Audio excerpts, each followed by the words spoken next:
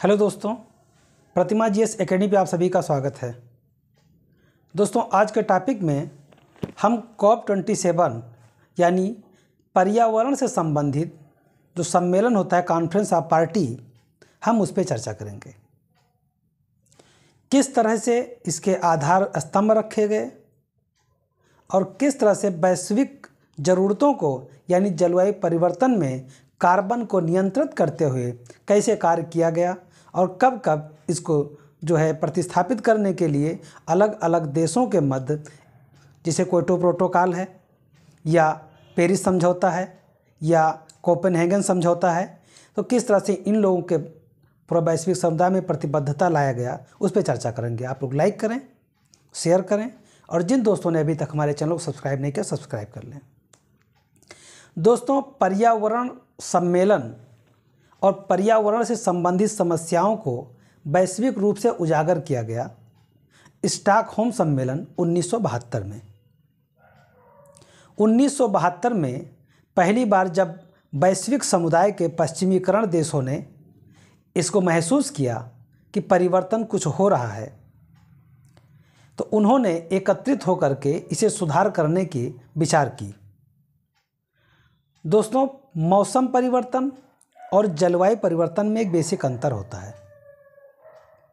मौसम परिवर्तन घंटे, 2 घंटे, मिनट, समय, दिन, रात या अल्प अवधि के रूप में जाना जाता है, लेकिन जब यही मौसम परिवर्तन धीरे धीरे एक लंबे समय तक होता रहता है, तब उसे जलवायु परिवर्तन के रूप में समझा जाता है।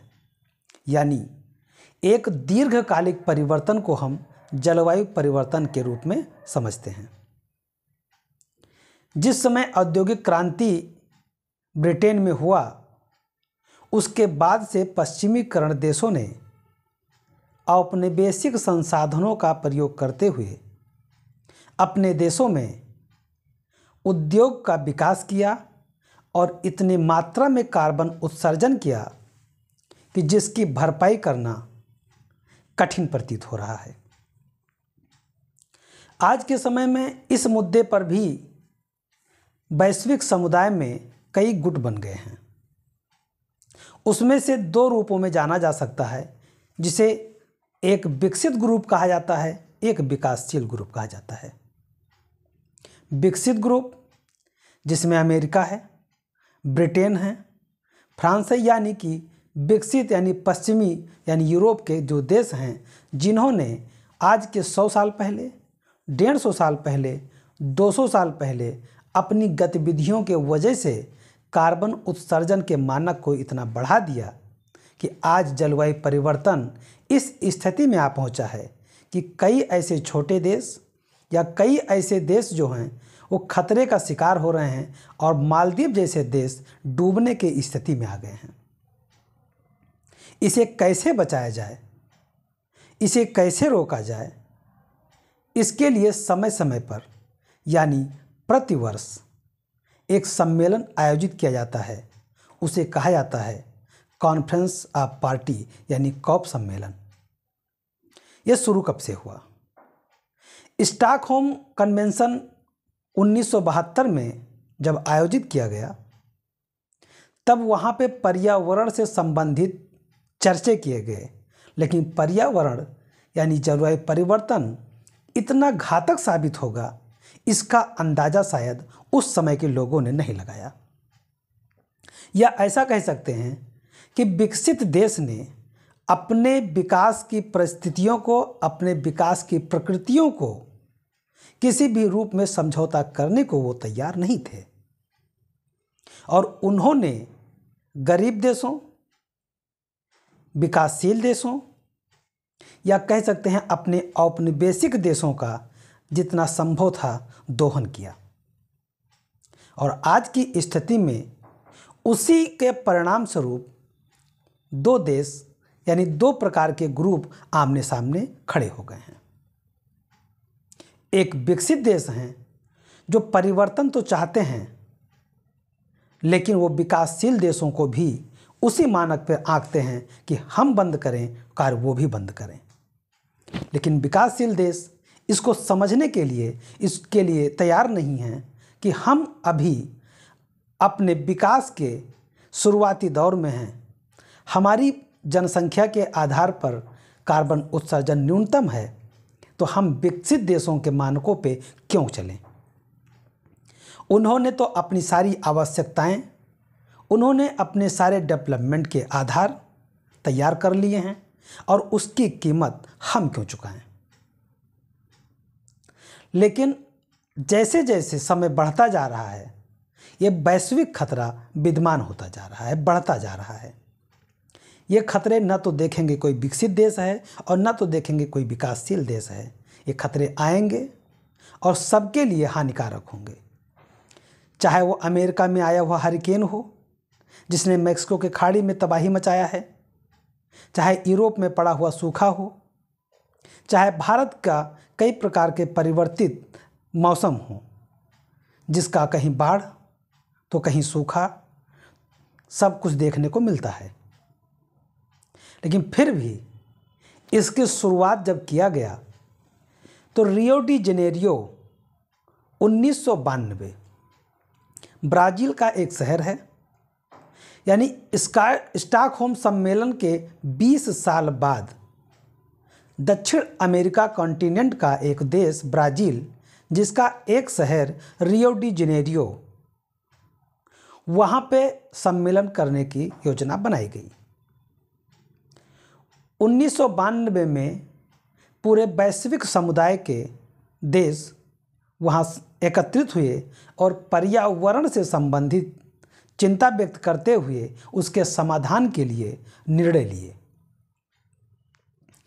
रियो डी जेनेरियो सम्मेलन में पृथ्वी को ग्रीन प्लैनेट के रूप में समझ करके उसको आगे विकसित करने के लिए जो संकल्प लिया गया, इसलिए रियो डी जेनेरियो सम्मेलन को पृथ्वी सम्मेलन के नाम से भी जाना जाता है। रियो कन्वेंशन, पृथ्वी convention, Rio de Janeiro convention, इसे अन्य कई नामों से भी जानते हैं। 1992 में जब रियो डी जेनेरियो में पर्यावरण से संबंधित संयुक्त राष्ट्र का सम्मेलन आयोजित हुआ, तब उसमें ये निर्णय लिया गया कि United nation framework convention on climate change पर एक और समितियां बनाई जाएं। उसके साथ साथ में जैव विविधता पर और मरुस्थलीकरण को रोकने पर भी, यानी 3 प्रकार के समझौतों पर कार्य किया गया। मरुस्थलीकरण के लिए भी, जैव विविधता को बचाने के लिए भी और पर्यावरण को बचाने के लिए United nation framework convention on climate change पर समझौता किया गया। कई देशों ने उस पर हस्ताक्षर किया। 1992 में जब United nation framework convention on climate change पे जब समझौता हुआ तो 1994 में इस पर हस्ताक्षर किए गए। इस समझौते को 1995 में लागू किया गया। 1995 में जब UNFCCC को लागू किया गया, तब COP फर्स्ट का यानी कॉन्फ्रेंस ऑफ पार्टी का पहला सम्मेलन जर्मनी में आयोजित किया गया। साथियों, मैं आपको बता दूं कि जर्मनी में आयोजित करने का मकसद ये था कि जब UNFCCC का आयोजन शुरू हुआ, इसका जो सचिवालय बनाया गया वो जर्मनी के वान शहर में बनाया गया। जर्मनी के वान शहर में इसका सचिवालय बनाया गया और COP फर्स्ट का आयोजन भी जर्मनी में किया गया। साथियों, 1995 में जर्मनी में इसका आयोजन हुआ और वहीं पे इस प्रतिबद्धता को दोहराया गया कि पर्यावरण से संबंधित मुद्दों पे अब प्रतिवर्ष सम्मेलन किया जाएगा। और ये भी कहा गया कि पूरे वैश्विक समुदाय एकत्रित होकर के हम इसको, यानी कि जो ग्लोबल वार्मिंग है, कार्बन का उत्सर्जन है, उसे कम करने का प्रयास करेंगे। 197 देशों ने 1995 में UNFCCC का समर्थन किया और उसके बाद कॉप का आयोजन प्रतिवर्ष किया जाता रहा। 2020 में कोविड-19 के वजह से 2020 में आयोजन नहीं किया गया था, यानी कि 1995 के पश्चात केवल 2020 ऐसा साल रहा है जिसमें कॉप का आयोजन नहीं किया गया था। 2010 में जब डेनमार्क की राजधानी कोपेनहेगन में इसका सम्मेलन किया गया तो वहाँ पे ये चर्चा किया गया कि जिस तरह से वैश्विक समुदाय ने यानी कि विकसित देशों ने पूरे विश्व के संसाधनों के तर्ज पे या उनकी कीमत पर अपना विकास किया है, तो एक ऐसा क्लाइमेट फंड बनाया जाएगा और $100 बिलियन की बात कही गई थी। और उस फंड को बनाने के बाद हम विकासशील देशों और उन गरीब देशों को मदद करेंगे और उनको तकनीक मुहैया करवाएंगे जिससे कि कार्बन उत्सर्जन में कमी लाया जा सके। उसके बाद 1997 में जापान की एक शहर है क्वेटो में जब आयोजन किया गया तो क्वेटो में बात कही गई थी कि कार्बन उत्सर्जन को 1905 के तर्ज पे रोका जाए और 1990 के आधार पर कार्य किया जाए, जिससे कि आने वाला समय तापमान को बढ़ने से रोका जा सके। क्योटो प्रोटोकॉल के तहत कार्बन क्रेडिट का जो कॉन्सेप्ट था वो आया था। कार्बन क्रेडिट क्या होता है? कार्बन क्रेडिट ये होता है कि जैसे एक विकासशील देश है और एक विकसित देश है। विकसित देश में कार्बन का उत्सर्जन ज़्यादा होता है और जो एक गरीब या विकासशील देश है उन्हें वहाँ पे उत्सर्जन जितनी ज़रूरत है उससे भी कम होता है। तो विकसित देश विकासशील देश को पैसा देते हैं कि आप इससे अपने नए तकनीक का इस्तेमाल करके कम से कम कार्बन उत्सर्जित करें और जिससे उनका अपना जो उत्सर्जन है उसको वो वहाँ के जगह पर दिखा करके बैलेंस कर लेते हैं। यानी कार्बन क्रेडिट पैसे से खरीदा गया पर्यावरण के क्षति को कम करने का कॉन्सेप्ट है जो जापान के क्योटो प्रोटोकॉल में सामने आया था और इसीलिए जापान में क्योटो प्रोटोकॉल के रूप में जाना जाता है। क्योटो प्रोटोकॉल की जो सीमा था वो 2012 निर्धारित किया गया था और वही 2010 में कोपेनहेगन का जो सम्मेलन हुआ था वहाँ पे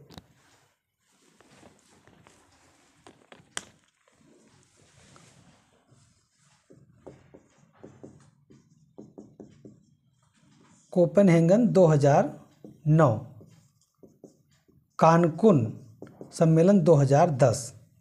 सॉरी दोस्तों, मैं कोपेनहेगन जो है बोल रहा था बार बार 2010। कोपेनहेगन 2009 में हुआ था और मैक्सिको में यानी कैनकुन में 2010 में हुआ था। कोपेनहेगन में कहा गया था कि एक जलवायु कोष बनाया जाए। जो विकसित देश हैं उन्होंने जो परिवर्तन किया है जलवायु का, जो नुकसान पहुंचाया है पर्यावरण का, उसकी भरपाई के लिए वो पैसा देंगे और $100 बिलियन का आधार स्तंभ रखा गया था कि इसे हम गरीब देश या विकासशील देश के लिए तकनीकी के रूप में प्रयोग करेंगे जिससे कि पर्यावरण की क्षति को रोका जा सके। लेकिन उस पर कोई कार्य नहीं हुआ। आगे चल करके जब COP21 का आयोजन 2015 में पेरिस में किया जाना हुआ तो वहाँ पे एक नया मोड़ आया। COP21 में यानी पेरिस में जब पर्यावरण सम्मेलन हुआ, कॉन्फ्रेंस ऑफ पार्टी का 21 सम्मेलन हुआ, तब वहाँ पर फिर इसे दोहराया गया। विकसित देशों की प्रतिबद्धता को दोहराया गया कि वो अपने कार्यों को, अपनी प्रतिबद्धता को समझें और पर्यावरण के तहत जो भी नुकसान हुआ है उसकी भरपाई के लिए आगे आएं। लेकिन वहाँ पे केवल हाँ में हाँ मिलाना यही चलता रहा और कोई भी निष्कर्ष निकाला नहीं जा सका। लेकिन भारत ने 2015 में जो पेरिस समझौता हुआ वहाँ पे सोलर अलायंस की बात कही। अंतर्राष्ट्रीय सोलर अलायंस बनाने के लिए उन्होंने एक प्रस्ताव रखा जिसे फ्रांस और भारत ने मिलकर के इसे शुरू किया। वर्तमान में 128 से ज़्यादा देश अंतर्राष्ट्रीय सोलर अलायंस में शामिल हैं और सौर ऊर्जा के माध्यम से अपने ऊर्जा की खपत को बढ़ाने की कोशिश कर रहे हैं।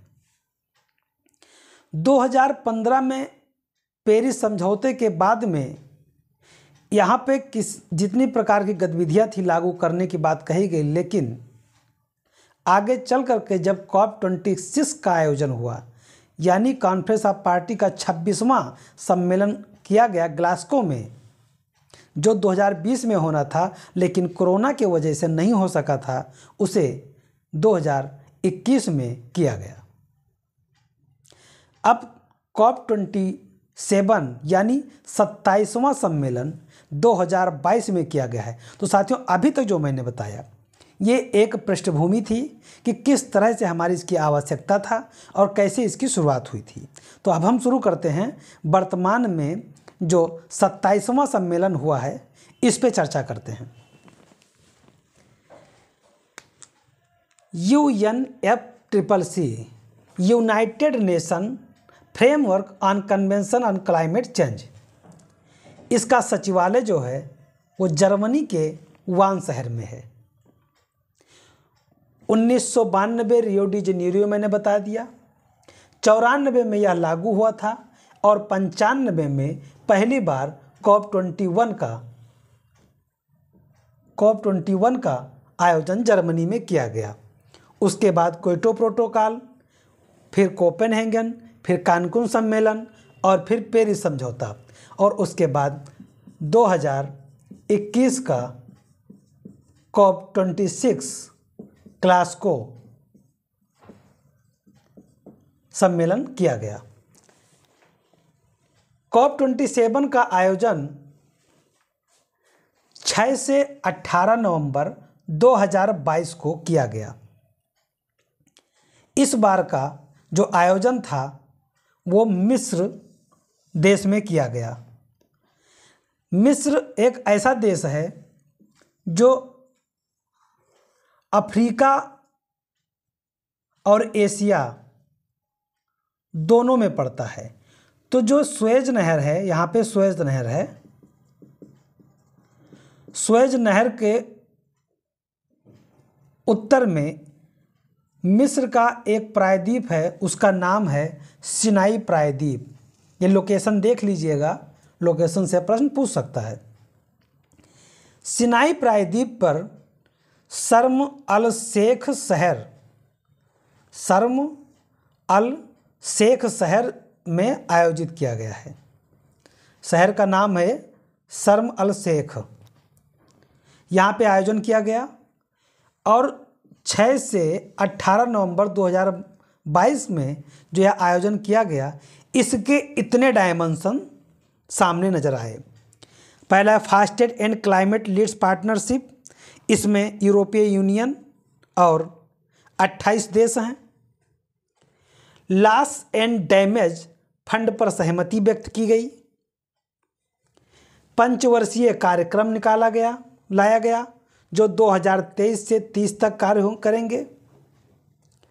शर्म अल शेख अनुकूल एजेंडा लाया गया और ambition on melting ice on sea level rise and mountain water resources का गठन किया गया। 18 देश इसमें शामिल हुए। तो ये सब क्या है, एक एक करके इस पर हम चर्चा कर लेते हैं। लॉस एंड डैमेज फंड पर जो सहमति बना, ये क्या है साथियों? जिस तरह का कोपेनहेगन में जलवायु कोष की बात कही गई थी, लेकिन उस पर विचार तो किया गया, $100 बिलियन की बात तो कही गई और 2020 तक उसकी समय सीमा भी था, लेकिन वो जो धन की पूर्ति है वो नहीं हो सका। शायद विकसित देश विकासशील देशों से भी उम्मीद करते हैं कि वो भी सहयोग करें। उसी तर्ज पर लॉस एंड डैमेज फंड का सहमति जो बना है उसमें बातें ये कही गई हैं कि इसमें पैसा दिया जाएगा और पैसा उन देशों को दिया जाएगा जो गरीब हैं या जिन्होंने कोई भी अपना योगदान पर्यावरण के क्षति में नहीं दिया है, लेकिन उसका नुकसान उन्हें भी उठाना पड़ा है। कहा जाता है इस समय जो वैश्विक समुदाय में या वैश्विक देशों में जो पर्यावरण से किया गया क्षति है वो लगभग $500 बिलियन पहुंच गया है। इसकी भरपाई कर पाना और वास्तविकता में कहना दोनों में अंतर है। $500 बिलियन का जो नुकसान हुआ है विश्व समुदाय को कौन भरेगा, जबकि कोई भी देश अपने विकास के आगे झुकने को तैयार नहीं है। मीटिंग में बैठना, कॉन्फ्रेंस ऑफ पार्टी में शामिल होना और हाँ में हाँ मिला देने से पर्यावरण का जो हनन हो रहा है उसे नहीं रोका जाएगा। लेकिन शायद लॉस एंड डैमेज फंड की सहमति से कुछ फायदा हो, लेकिन इसकी जो कमियां हैं, बात तो ये बताई गई कि लॉस एंड डैमेज पर सहमति बनी है, लेकिन इसके पैसे कहाँ से आएंगे इस पर चर्चा नहीं हुआ। बिल्डिंग खड़ी होगी ये बात कहना अच्छा लगता है, लेकिन बिल्डिंग कैसे खड़ी होगी जब इसकी ही चर्चा ना की जाए, उसके स्रोत क्या होंगे इसके मायने ना बताए जाएं, तो ये एक मिथक नज़र आता है, एक केवल मात्र प्रोपोगंडा नज़र आता है। तो उसी तरह का पर्यावरण के सुधार के लिए वैश्विक समुदाय कर रहा है। शर्म अल शेख अनुकूल एजेंडा लाया गया। इसमें बताया गया कि जो वैश्विक देश हैं, जो अल्प विकसित देश हैं या जो विकासशील देश हैं या जो गरीब देश हैं, उनकी मदद किया जाएगा, उनको हर तरह से सहयोग दिया जाएगा। इस पे सहमति बनी। अब कहाँ से दिया जाएगा वो तो समय बताएगा। और यही सेम कंडीशन पंचवर्षीय कार्यक्रम में भी लाया गया। Ambition on melting ice on sea level rise and mountain water resources. इसमें 18 देश हैं, जहाँ पे जिस देश में बर्फ का आधार या कह सकते हैं कि एक ऐसा लेवल जहाँ पे केवल बर्फ हो, वो देश इसमें सब शामिल हैं, जो अपने रिसोर्सेज, वाटर रिसोर्सेज को लेकर के पूरे वैश्विक समुदाय में ये बताना चाहते हैं कि अगर पर्यावरण का जिस तरह से कार्बन उत्सर्जन हो रहा है नहीं रोका गया, तो ये सारे बर्फ पिघल जाएंगे और समुद्र का स्तर बढ़ जाएगा और कई ऐसे देश हैं जो डूब जाएंगे। उसमें आइसलैंड भी शामिल है, नेपाल भी शामिल है, यूरोपियन यूनियन भी शामिल है। ऐसे करके 18 ऐसे देश शामिल हैं जहाँ पे उनकी चोटी पर बर्फ तेजी से पिघल रहा है। साथियों, यहाँ पे जो सबसे महत्वपूर्ण प्रश्न आपका होगा, यहाँ से होगा कि कहाँ पे किया गया और शहर में या पूछा जा सकता है। दूसरा, ये जितने भी प्रकार के एजेंडे लाए गए हैं, 1, 2, 3, 4, 5, ये परिणाम थे। COP27 के ये परिणाम थे। इतने परिणामों के आधार पर इसे सम्मिलित किया गया है। अब हम देख लेते हैं कि COP27 और भारत का क्या इसमें रोल रहा है। COP27 में भारत की भागीदारी किस तरह से रही। भारत ने हर बार बढ़ चढ़ करके कुछ एक ऐसा नया क्रिएशन किया है और कुछ एक नई घोषणाएं की है जिसे पूरा वैश्व समुदाय भारत की तारीफ करता नहीं थक रहा। इस बार भी जहां 2021 में COP26 में भारत ने नेट जीरो और भारत को अपने नवीकरणीय ऊर्जा के तरफ पूरे वैश्विक समुदाय का ध्यान आकर्षित किया था, वहीं 2027 में भारत ने in our life time campaign चला करके पूरे विश्व समुदाय को प्रशंसा करने हेतु बाध्य कर दिया। भारत के पर्यावरण, वन एवं जलवायु परिवर्तन मंत्रालय और वैश्विक समुदाय यूनाइटेड नेशन डेवलपमेंट प्रोग्राम के तहत संयुक्त रूप से इसकी घोषणा किया गया। यानी कि भारत के पर्यावरण मंत्रालय, पर्यावरण, वन एवं जलवायु परिवर्तन मंत्रालय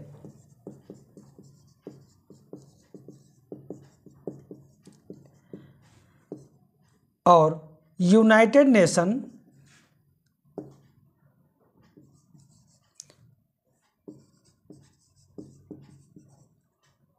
एंड